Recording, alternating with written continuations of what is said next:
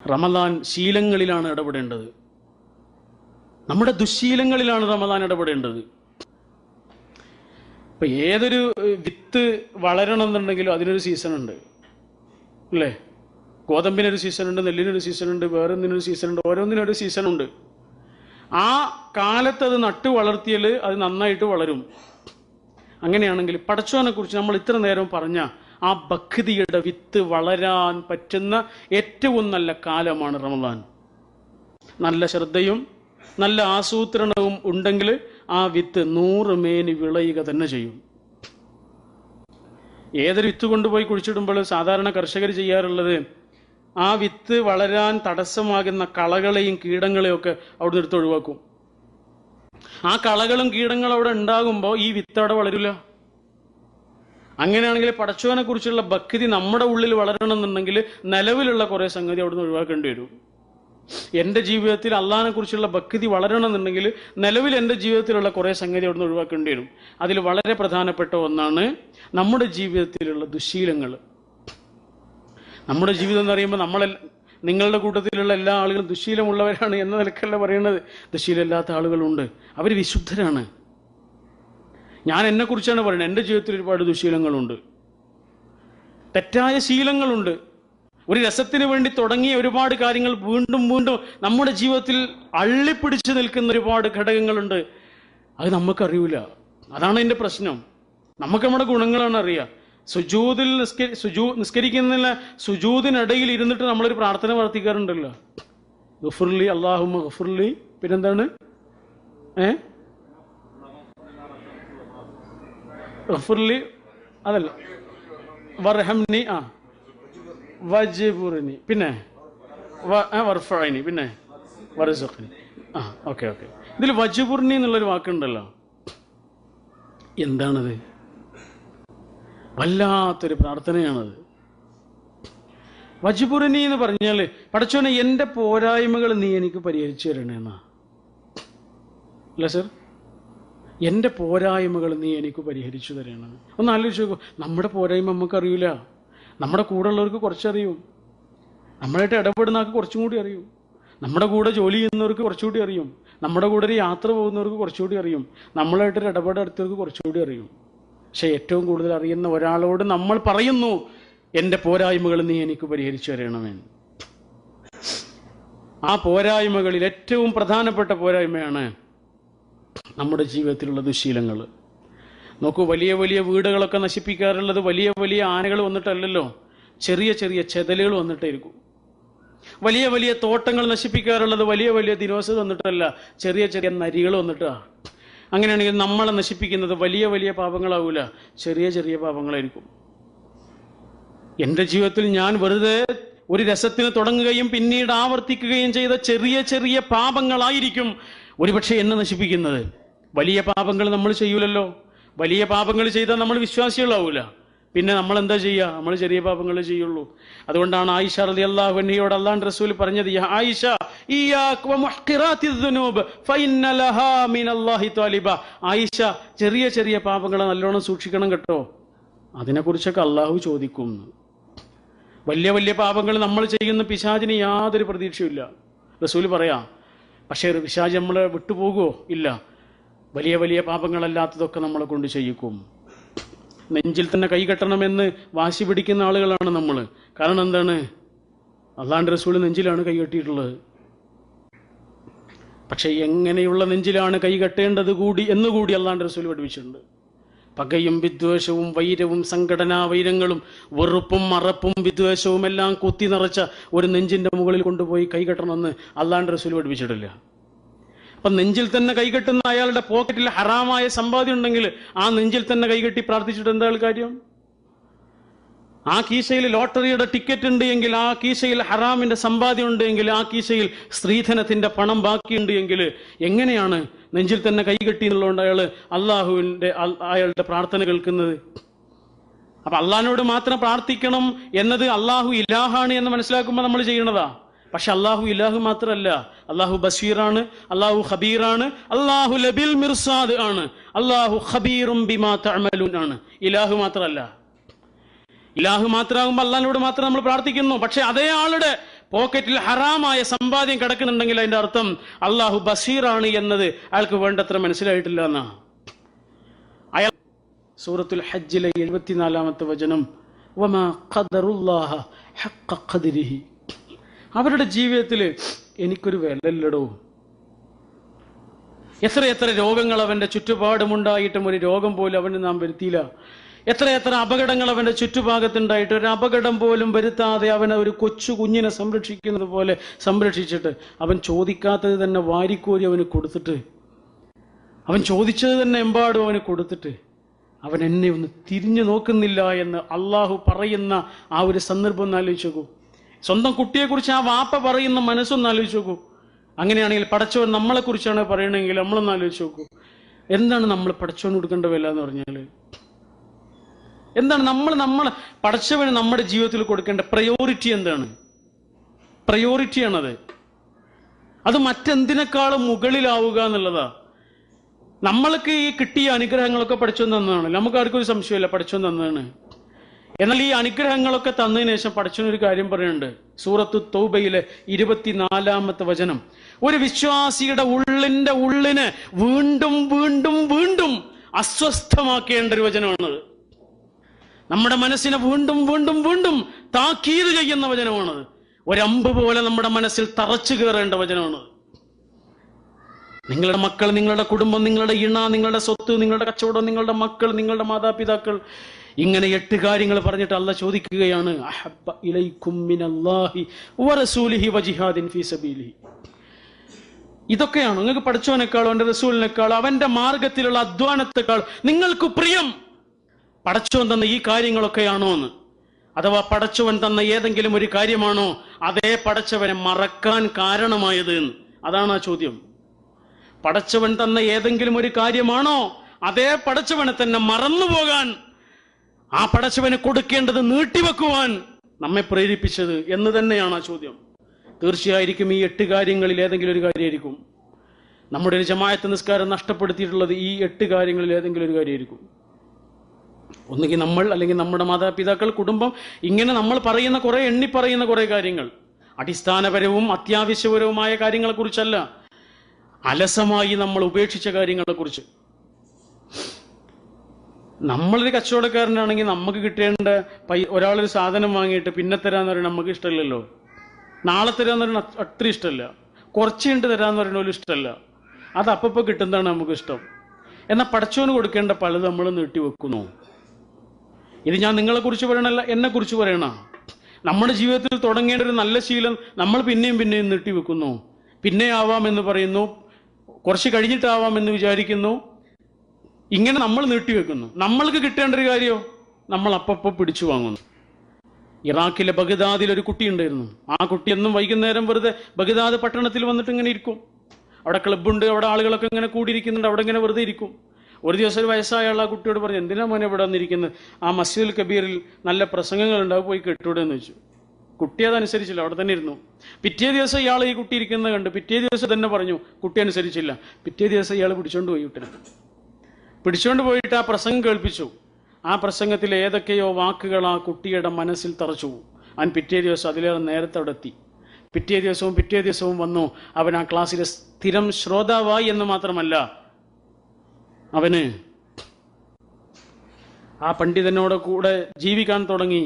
അങ്ങനെ അവനൊരു പണ്ഡിതനായി എന്ന് മാത്രമല്ല, ഇന്നും ഇസ്ലാമിക ലോകം കണ്ട ഏറ്റവും മഹാന്മാരായ 10 പണ്ഡിതന്മാരുടെ പേര് പറയുമ്പോൾ ഇമാം അബൂ ഹനീഫ റഹിമഹുല്ലയുടെ പേര് പറയാതെ നമുക്ക് മുന്നോട്ട് പോകാൻ കഴിയില്ല. 400-ലധികം മഹാഗ്രന്ഥങ്ങളുടെ ഉടമയാണത്. ആരായിരുന്നത്? അങ്ങാടി പോയി വെറുതെ ഇരിക്കുക എന്നുള്ള ദുശീലം മാറ്റിയിട്ട് പള്ളിയിൽ പോയി ക്ലാസ് കേൾക്കുക എന്നുള്ള നല്ല ശീലം തുടങ്ങിയപ്പോൾ ഒരു മനുഷ്യന്റെ ജീവിതത്തിലുണ്ടായ മാറ്റമാണത്. ഒരിക്കൽ അള്ളാഹുവിന്റെ റസൂൽ സല്ലല്ലാഹു അലൈഹി വസല്ലമയും സഹാബാക്കളും ഒരു യുദ്ധം കഴിഞ്ഞ് വിജയശ്രീലാളിതരായിട്ട് തിരിച്ചു വരികയാണ്. ആ സമയത്ത് ഒരു മലയുടെ താഴ്വരയിൽ അവർ വിശ്രമിക്കാനിരുന്നു. റസൂലുള്ളാഹി സ്വല്ലല്ലാഹു അലൈഹി വസല്ലം ഒരു സ്ഥലത്തിരുന്നു. എന്നിട്ട് അവരോട് പറഞ്ഞു, സഹാബാക്കളോട് പറഞ്ഞു, നിങ്ങൾ ഈ താഴ്വരയിൽ നിന്ന് നിങ്ങൾക്ക് എന്ത് കിട്ടിയാലും അതിൻ്റെ അടുത്ത് കൊണ്ടുവന്ന് വെക്കണം, ഇതിൻ്റെ മുന്നിൽ കൊണ്ടുവന്ന് വെക്കണം. അതൊരു എല്ലിന്റെ കഷ്ണമാണെങ്കിലും പല്ലിന്റെ കഷ്ണമാണെങ്കിലും ഒരു വിറകിന്റെ കഷ്ണമാണെങ്കിലും എന്ന് വരെ അല്ലാഹുവിന്റെ റസൂൽ പറഞ്ഞു. അവരനുസരിച്ചു. അവർ നാലുപാടും പോയി. ചില ആളുകൾക്ക് കിട്ടിയത് ഒരു വിറകിന്റെ കഷ്ണം തന്നെയാണ്, ചില ആളുകൾക്ക് കിട്ടിയത് എല്ലിൻ്റെ കഷ്ണമാണ്. പക്ഷേ എല്ലിൻ്റെ കഷ്ണമല്ലേ, ഒരു പല്ലിൻ്റെ കഷ്ണമല്ലേ എന്ന് ഒഴിവാക്കാതെ അവരത് എടുത്തിട്ട് അള്ളാഹുവിൻ്റെ റസൂൽ മുന്നിൽ കൊണ്ടുവന്ന് വെച്ചപ്പോൾ, ഓരോരുത്തർ ഓരോന്നായി കൊണ്ടുവന്ന് വെച്ചപ്പോൾ അതൊരു ചെറിയ കൂമ്പാരമായിട്ട് ഇങ്ങനെ മാറി. അപ്പോൾ ലോകം കണ്ട ഏറ്റവും നല്ല അധ്യാപകൻ ആ അധ്യാപകന്റെ വിദ്യാർത്ഥികളോട് പറഞ്ഞു, ഇതാ ഇതുപോലെയാണ് ചെറിയ ചെറിയ പാപങ്ങൾ നമ്മെ നശിപ്പിക്കുക കേട്ടോ എന്ന്. നിസാരമല്ലേ എന്ന് നമ്മൾ വിചാരിക്കുന്നതായിരിക്കും, പക്ഷെ അത് കൂട്ടിച്ചു നോക്കുമ്പോൾ ഒരുപാടുണ്ടാവും എന്ന് അള്ളാഹുവിൻ്റെ റസൂൽ സല്ലല്ലാഹു അലൈഹി വസല്ലം അവരെ പഠിപ്പിച്ചു. ശരി, നമ്മൾ പറഞ്ഞത് അമലു സാലിഹാത്തുകളാണ് നമ്മുടെ ജീവിതത്തിൽ പെരുകേണ്ടത്. ആ അമലു സാലിഹാത്തുകളുടെ മേഖല വളരെ വിപുലമായ മേഖലയുമാണ്. വെറുതെ ഇരിക്കുമ്പോൾ പോലും അമലു സാലിഹാത്തുകൾ ചെയ്യുവാനുള്ള അവസരങ്ങൾ അള്ളാഹു നമ്മൾക്ക് നൽകിയിട്ടുമുണ്ട്. ആ അവസരങ്ങളെ പ്രയോജനപ്പെടുത്തുക എന്നതാണ് നമ്മുടെ ശ്രദ്ധ. ആ ശ്രദ്ധയുടെ പേരാണ് തഖ്വ എന്ന് പറയുന്നത്. ഇമാം ഗസാലി റഹിമഹുല്ലയുടെ മനോഹരമായൊരു പുസ്തകമുണ്ട്, യഹ്യാ ഉലൂമിദ്ദീൻ. 950 വർഷങ്ങൾക്ക് മുമ്പ് എഴുതിയൊരു പുസ്തകമാണ്. പക്ഷേ ഇന്നും ഇസ്ലാമിക ലോകം മുഴുവനും വായിക്കുന്ന അത്രയധികം ജനപ്രീതിയുള്ളൊരു പുസ്തകമാണ്. ആ പുസ്തകത്തിൽ അദ്ദേഹം ഒരു സംഭവം പറയുന്നു. ഓരോ ചെറിയ നമ്മുടെ ജീവിതത്തിൻ്റെ ഇടയിൽ നിന്നുള്ള ഉദാഹരണങ്ങൾ എടുത്തിട്ട് അദ്ദേഹം നമ്മളെ ഗൗരവമുള്ള ചിന്തകളിലേക്ക് കൊണ്ടുപോകും. അതിൽ അദ്ദേഹം ഒരു ഉദാഹരണം പറയുന്നുണ്ട്. ഈ മരിച്ചുപോയ ആളുകൾക്ക് ഏറ്റവും വലിയ ആഗ്രഹം ഒരു ദിവസമെങ്കിലും ഈ ലോകത്തേക്കൊന്ന് തിരിച്ചു വരണം എന്നാണ്. ശരി, അങ്ങനെ ഒരു ദിവസം കൂടി ഈ ലോകത്ത് ജീവിക്കുവാൻ അള്ളാഹു ഒരാൾക്ക് അവസരം കൊടുത്തു എന്ന് വിചാരിക്കുക. അയാൾ എന്താണ് ആ ഒരു ദിവസം കൊണ്ട് ചെയ്യാന്ന്? അയാൾ എന്താ ചെയ്യുക? അയാളുടെ സ്വത്തിൻ്റെ അടുത്തേക്ക് ഓടുമോ? അയാളുടെ ബിസിനസ്സിൻ്റെ അടുത്തേക്ക് ഓടുമോ? അയാളുടെ തോട്ടങ്ങളിലേക്ക് ഓടുമോ? അയാൾ എന്താണ് ചെയ്യുക? ഇമാം ഗസാലി റഹിമഹുല്ല പറയുന്നു, അയാൾ അമലു സാലിഹാത്തുകൾ ചെയ്യും. കിട്ടിയത് 24 മണിക്കൂറാണ് എങ്കിൽ ആ 24 മണിക്കൂർ കൊണ്ട് അയാൾ അമലു സാലിഹാത്തുകൾ ചെയ്യും. കാരണം അയാൾക്ക് മനസ്സിലായി, മരിച്ചു കഴിഞ്ഞപ്പോൾ അയാൾക്ക് മനസ്സിലായി അതുകൊണ്ടേ കാര്യമുള്ളൂ. അമലു സാലിഹാത്തുകളാണ് കാര്യം. അപ്പൊ ദൈവവിശ്വാസം, പടച്ചവനെ കുറിച്ചുള്ള ഈമാൻ നമ്മുടെ മനസ്സിനെ ആഴത്തിൽ സ്വാധീനിക്കുകയും ആ സ്വാധീനം അമലുകളായി നമ്മുടെ ജീവിതത്തിൽ പുഷ്പിക്കുകയും ചെയ്യുക എന്നാണ് നമ്മൾ പറഞ്ഞത്. അതിൽ വളരെ പ്രധാനപ്പെട്ട ഒന്നാണ് വിശ്വാസത്തിൻ്റെ കാര്യം പറയുമ്പോൾ അത് വളരെ പ്രധാനപ്പെട്ട ഒന്നാണ് ഈമാൻ നമ്മൾക്ക് നൽകുന്ന മനസ്സമാധാനം. ഞാനത് വിശദീകരിക്കുക. ഞാൻ 1-2 സംഭവങ്ങൾ മാത്രം പറയാം. നമ്മൾ കേൾക്കുകയും നമ്മുടെയൊക്കെ ഇടയിൽ സംഭവിക്കുകയും ചെയ്തിട്ടുള്ള 1-2 ഉദാഹരണങ്ങൾ മാത്രം പറയാം. എന്താണ് നമ്മളെപ്പോലെയുള്ള പച്ച മനുഷ്യർക്ക് എങ്ങനെയാണ് അവരുടെ ഈമാൻ ഏറ്റവും നല്ലൊരു അനുഭവമായി മാറുന്നത്? കുവൈറ്റിലുള്ള നമ്മുടെ ഒരു സുഹൃത്തുണ്ട്. അദ്ദേഹം പറഞ്ഞൊരു സംഭവമുണ്ട്. അദ്ദേഹത്തിൻ്റെ മകൻ്റെ ഭാര്യ ഗർഭിണിയാകുമ്പോൾ ഏറ്റവും വലിയ സന്തോഷമാണ്. കുറച്ച് കാലം പിന്നിട്ടിട്ടാണ് ഗർഭിണിയാവുന്നത്. അവരുടെ ഏറ്റവും വലിയ സന്തോഷമായിരുന്നു അത്. അങ്ങനെ ഓരോ മാസവും സ്കാൻ എടുക്കുന്ന സമയത്ത് യാതൊരു പ്രശ്നമില്ല, ഒരു കുഴപ്പമില്ല. ഡോക്ടർ വളരെ ആശ്വാസം പറഞ്ഞു, യാതൊരു പ്രശ്നമില്ല, നോർമലാണ് എന്ന് ഡോക്ടർ പറയുന്നു. അവർ സന്തോഷിക്കുന്നു. എന്നാൽ 9ാമത്തെ മാസം, അവസാനത്തെ മാസത്തെ സ്കാൻ എടുക്കുന്ന സമയത്ത് ആ റിപ്പോർട്ട് കണ്ടിട്ട് ഡോക്ടർ പറഞ്ഞു കുഴപ്പമാണ് എന്ന് പറഞ്ഞു. നമ്മൾ വിചാരിച്ചതുപോലെ അല്ല, കുട്ടിയുടെ കിടത്തം കുറച്ച് കുഴപ്പത്തിലാണ്, കുട്ടി തിരിഞ്ഞു വന്നിട്ടില്ല എന്ന് പറഞ്ഞു. കുട്ടി ഒന്ന് തിരിഞ്ഞു വരണമല്ലോ, അപ്പോഴാണല്ലോ സുഖപ്രസവം ഉണ്ടാവുന്നത്. ഇത് കേട്ടപ്പോൾ ഇവരൊക്കെ ആകെ വല്ലാത്ത ഒരു അവസ്ഥയിലായിപ്പോയി. അവരുടെ ജീവിതത്തിൽ അവരെ അനുഭവിക്കുന്ന ഒരു വലിയ സങ്കടമാണത്.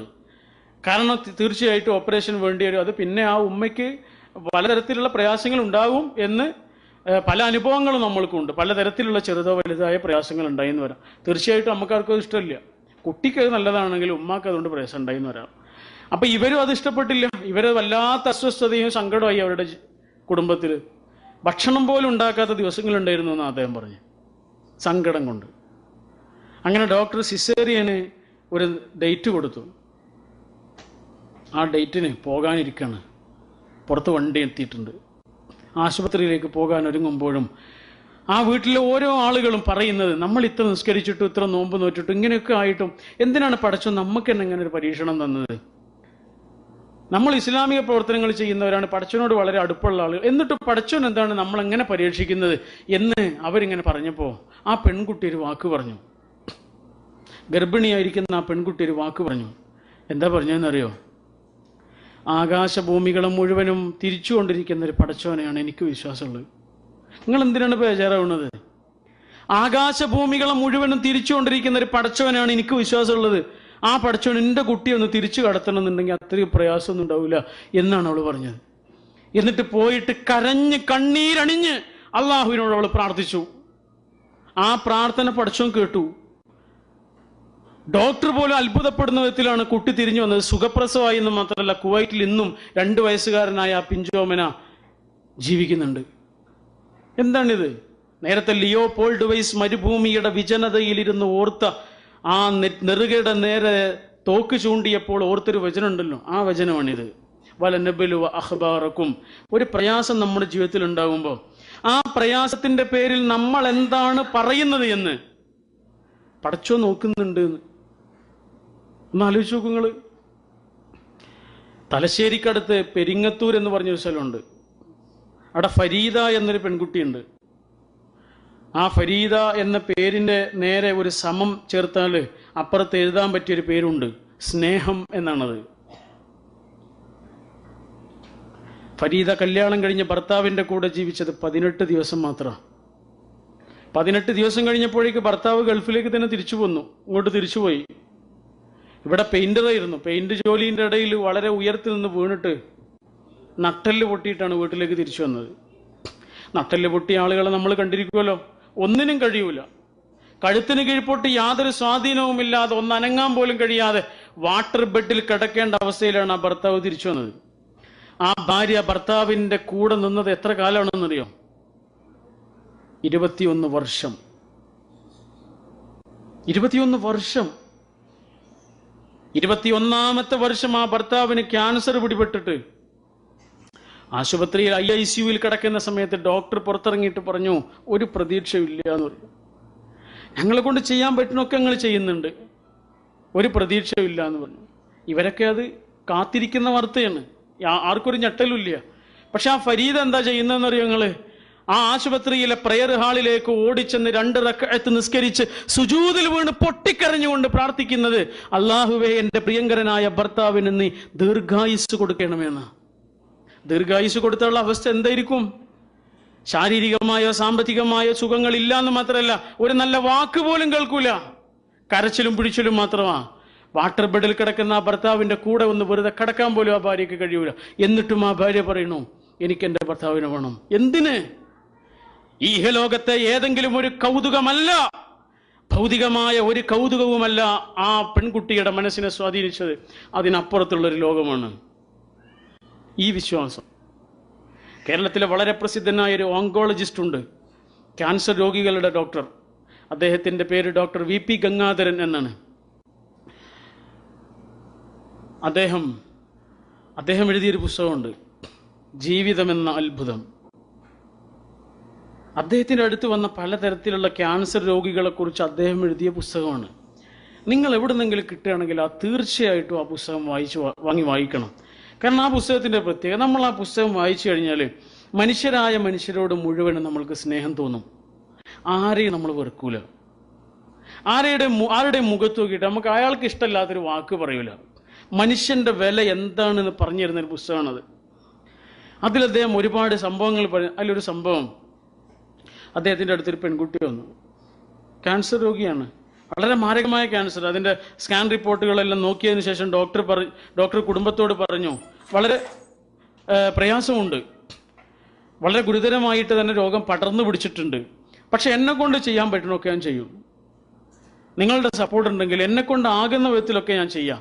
എനിക്കൊരു വലിയ പ്രതീക്ഷ ഒന്നും തരാൻ പറ്റൂല, ഇങ്ങനെയൊക്കെ ഞാൻ ചികിത്സിച്ച് നോക്കാം, പക്ഷെ വലിയ സാമ്പത്തിക ചെലവുണ്ട്, ലക്ഷക്കണക്കിന് രൂപയുടെ ചെലവാണ് ഡോക്ടർ പറയണത്. ഇവരുടെ കയ്യിൽ പൈസ ഇല്ല, ഇവർ പിന്നെ വരാമെന്ന് പറഞ്ഞിട്ട് തിരിച്ചുപോയി. പിന്നെ വരാനുള്ള പോക്കല്ല, പൈസ ഇല്ലാത്തതുകൊണ്ട് അവർ നിർത്തി പോവാണ്.